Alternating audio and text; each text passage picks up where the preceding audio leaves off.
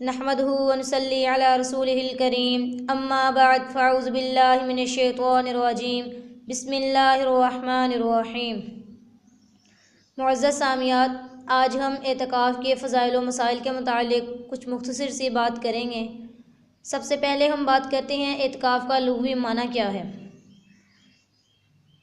اعتکاف مطلقاً ٹھہرنے کا نام ہے، خواہ کسی جگہ ہو یا کسی مقصد کے لیے ہو، اسے کہتے ہیں اعتکاف۔ اعتکاف کا اصطلاحی معنی کیا ہے، یعنی شریعت کی اصطلاح میں اعتکاف کسے کہتے ہیں۔ شریعت کی اصطلاح میں اعتکاف نام ہے نیت اور روزے کے ساتھ مسجد میں قیام کرنا۔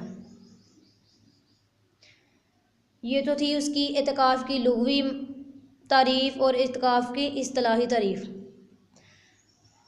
اب ہم دیکھتے ہیں کہ اعتکاف کی کتنی قسمیں ہیں۔ اعتکاف کی 3 قسمیں ہیں۔ نمبر 1 واجب، نمبر 2 سنت موقدہ، نمبر 3 مستحب۔ اعتکاف کی جو سب سے پہلی قسم ہے وہ ہے واجب۔ اعتکاف واجب کسے کہتے ہیں؟ نظر کا اعتکاف واجب ہے۔ مثلا کسی نے منت مانی کہ میں اللہ کے لیے 3 دن کا اعتکاف کروں گی، یا اس طرح کہا کہ میرا فلاں کام ہو گیا تو اللہ کے واسطے میں 5 دن کا اعتکاف کروں گی، اسے کہتے ہیں اعتکاف واجبہ۔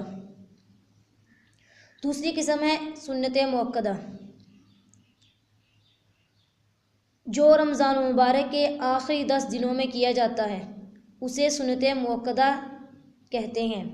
یعنی جو رمضان المبارک کے آخری 10 دنوں میں آخری عشرے میں کیا جاتا ہے وہ کہلاتا ہے اعتکاف سنت موقدہ۔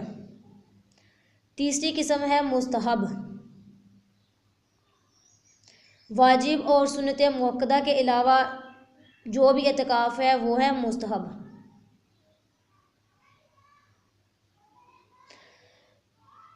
اب ہم اعتکاف کے فضائل کے متعلق تھوڑی سی بات کرتے ہیں کہ اعتکاف کی فضیلت کیا ہے۔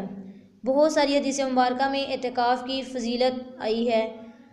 ایک حدیث مبارکہ میں آتا ہے کہ حضرت عائشہ رضی اللہ تعالی عنہا فرماتی ہیں کہ جب آخری عشرہ شروع ہوتا تو رسول اللہ صلی اللہ علیہ وسلم اپنا ازار مضبوطی سے باندھ لیتے اور پوری رات جاگتے اور اپنے گھر والوں کو بھی جگاتے۔ ایک دوسری حدیث مبارکہ میں آتا ہے کہ نبی پاک صلی اللہ علیہ وسلم کا ارشاد ہے کہ معتکف گناہوں سے محفوظ رہتا ہے اور اس کے لیے نیکیاں اتنی ہی لکھی جاتی ہیں جتنی کہ کرنے والے کے لیے۔ یعنی اعتکاف کرنے والا بندہ جب اعتکاف پر بیٹھتا ہے، جب اعتکاف کرتا ہے تو وہ گناہوں سے محفوظ رہتا ہے۔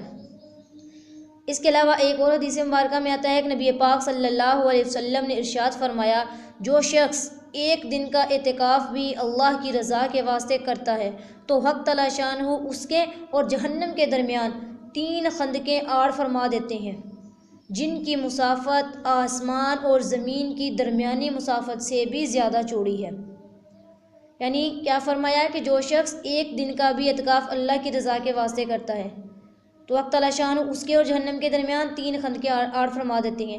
تو جو آدمی 10 دنوں کے لیے اعتکاف پر بیٹھتا ہے تو اس کے لیے اللہ پاک کتنا ثواب عطا فرمائیں گے۔ یہاں پر ایک بات قابل غور ہے کہ رمضان کے آخری عشرہ کا اعتکاف سنت موقدہ ہے۔ تو سنت موقدہ تو وہ چیز ہوتی ہے جو ہر ایک کے لیے کرنا ضروری ہوتی ہے۔ تو کیا ہر ایک کے لیے یہ اعتکاف کرنا ضروری ہے؟ تو اس کا جواب یہ ہے کہ نہیں، یہ اعتکاف سنت موقدہ علی الکفایہ ہے۔ یعنی اگر بعض لوگ بھی اس کو کر لیں گے تو یہ سب کی طرف سے ادا ہو جائے گا۔ اب ہم بات کرتے ہیں کہ عورت کے اعتکاف کا کیا حکم ہے۔ مرد کا اعتکاف تو چونکہ مسجد میں ہوتا ہے جس جگہ جماعت ہوتی ہے۔ عورت کا اعتکاف کیا ہے، یعنی عورت اعتکاف کہاں کرے؟ عورت نے اپنے گھر میں جو جگہ نماز کے لیے مخصوص کی ہوتی ہے، جو جگہ نماز کے لیے خاص کی ہوئی ہوتی ہے، وہیں پر وہ اعتکاف کر لے۔ اگر اس نے کوئی خاص جگہ نماز کے لیے نہیں بنائی تو ایسی جگہ بنا لے اور اسی جگہ پر اعتکاف کر لے۔ حدیث مبارکہ میں آتا ہے کہ عبداللہ بن مسعود رضی اللہ تعالی عنہ فرماتے ہیں کہ رسول اللہ صلی اللہ علیہ وسلم نے ارشاد فرمایا کہ عورت کا کمرہ میں نماز پڑھنا گھر میں یعنی آنگن میں نماز پڑھنے سے بہتر ہے۔ اور اندرونی یعنی کوٹھری میں نماز پڑھنا کمرہ میں نماز پڑھنے سے بہتر ہے۔ یعنی عورت کا اعتکاف اسی جگہ عورت اپنا اعتکاف کرے جس جگہ نماز پڑھتی ہے، جو جگہ اس نے اپنی نماز کے لیے مخصوص کی ہوتی ہے۔ لیکن اگر کوئی جگہ اس نے نماز کے لیے مخصوص نہیں کی، نماز کے لیے خاص نہیں کی، تو ایسی جگہ بنا لے اور اسی جگہ پر اعتکاف کر لے۔